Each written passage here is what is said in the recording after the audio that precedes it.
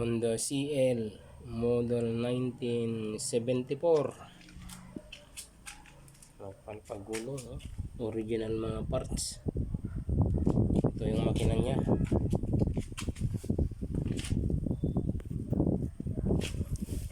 Binuksan ko yung stator coil, buong buo. Tapos ang linis. 1974 model, 2025 na ngayon. Original. Ito pag-ari ng pumunta na sa US yung may-ari. Galing sa Amerika to, pinadala niya dito sa Pilipinas. Tapos bumalik na naman siya. Tignan mo mga tornilyo, ngayon pa lang mabuksan, ang linis tornilyo. Ngayon pa lang mabuksan. Tignan ko.